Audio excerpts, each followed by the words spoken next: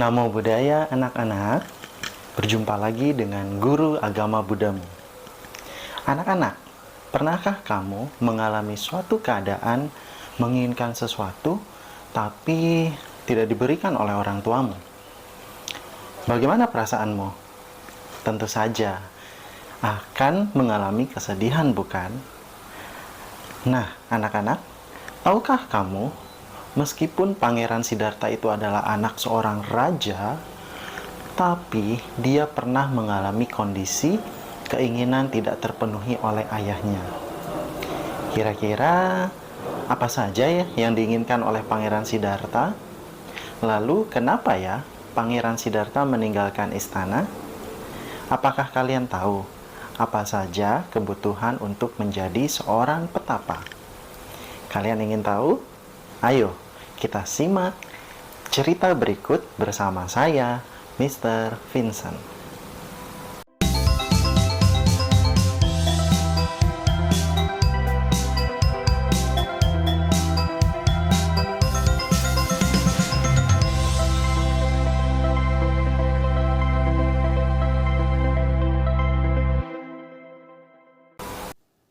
Pelepasan Agung.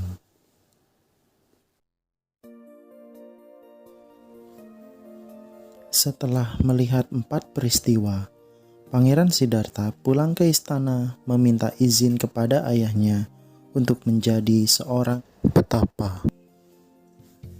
Namun, ayahnya tidak memberikan izin kepada Pangeran Siddhartha. Pangeran pun mengajukan 8 anugerah atau hadiah kepada ayahnya. 1. Anugerah agar aku tidak menjadi tua. 2. Anugerah agar aku tidak menjadi sakit. 3. Anugerah agar aku tidak mengalami kematian. 4. Anugerah agar ayah tetap bersamaku. 5. Anugerah agar semua wanita di istana ini dan kerabatnya tetap hidup. 6. Anugerah agar kerajaan tetap seperti ini dan tidak berubah. 7. Anugerah agar semua orang yang hadir dalam pesta kelahiranku dapat mengatasi semua nafsu keinginannya. 8. Anugerah agar aku dapat mengatasi kelahiran, usia tua, dan kematian. Raja Suddhodana terkejut mendengar permintaan Pangeran Siddhartha. Ia berkata, "Anakku, tunggulah kepergianmu hingga aku mangkat."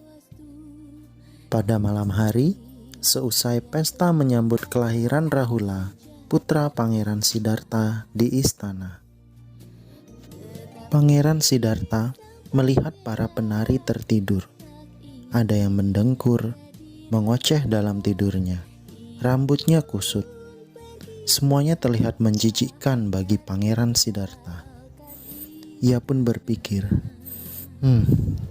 sekarang adalah waktu yang tepat bagiku untuk meninggalkan istana ini. Pangeran Siddhartha memerintahkan Channa untuk mempersiapkan kuda Kantaka. "Channa, siapkanlah kuda Kantaka sekarang juga. Bawalah ia ke gerbang istana perlahan-lahan." "Baiklah, Pangeran," kata Channa. "Kantaka telah siap, Pangeran." "Terima kasih, Channa. Ayo kita pergi sekarang." Namun tiba-tiba Mara Wasawati mencegat Pangeran Siddhartha. Hahaha, Pangeran Siddhartha, jika engkau tetap berada di istana, maka kau akan menjadi raja di 4 benua. "Pergilah engkau, oh Mara, dari sini. Jangan menghalang-halangiku."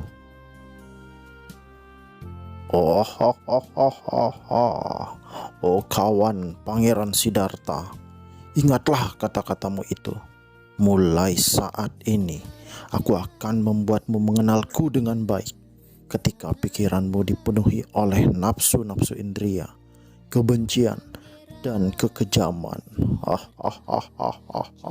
Sejak saat itu, Mara selalu mencari-cari peluang untuk menggagalkan Pangeran Siddhartha dan siapapun yang mempunyai keinginan baik. Pangeran Siddhartha pun pergi meninggalkan istananya. Di tepi sungai Anoma, Pangeran Siddhartha mencukur rambutnya dengan pedang dan memulai kehidupannya sebagai seorang pertapa. Pangeran memotong rambutnya dan mencengkeramnya bersama dengan mahkotanya dengan tangan kiri. Rambutnya yang tersisa sepanjang 2 jari mengeriting ke arah kanan dan menempel di kulit kepalanya. Sisa rambut itu pun tetap sepanjang 2 jari hingga akhir hidupnya, meskipun tidak pernah dipotong lagi. Tahukah kamu, setelah Pangeran Siddhartha memotong rambutnya, Pangeran Siddhartha melemparkan rambutnya ke angkasa. Dewa Saka mengambil rambut tersebut untuk disimpan di Cetya Culamani di surga Tawatimsa. Brahma Gatikara yang berasal dari alam Brahma Sudawasa Akanita membawakan 8 perlengkapan kebutuhan seorang pertapa atau biku, yang terdiri atas jubah luar, jubah atas, jubah bawah, ikat pinggang, jarum dan benang, pisau untuk menyerut kayu pembersih gigi, mangkok dan wadahnya, dan saringan air. Tahukah kamu, pakaian Pangeran Siddhartha disimpan oleh Brahma Gatikara di Cetya Dusa di alam Brahma Akanita. Pangeran Siddhartha meminta Cana untuk kembali ke istana bersama dengan kuda Kantaka. Mereka kembali ke istana dengan keadaan yang sangat sedih. Karena kesedihan yang mendalam, kuda Kantaka pun meninggal. Kemudian terlahir kembali di surga Tawatimsa. Nah, itu tadi kisah pelepasan agung Pangeran Siddhartha. Bagaimana? Menarik sekali ya kisahnya. Ternyata sebelum memulai petapaan, Pangeran Siddhartha mengalami rintangan di dalam dirinya. Namun, dengan tekad yang kuat untuk menyelamatkan semua makhluk, dia rela mengorbankan kesenangan, kekayaan, dan keluarganya. Nah, sekarang ayo kita bersama-sama bernyanyi lagu Pangeran Siddhartha. Jika kamu tahu lagu ini, kita nyanyi bersama-sama ya.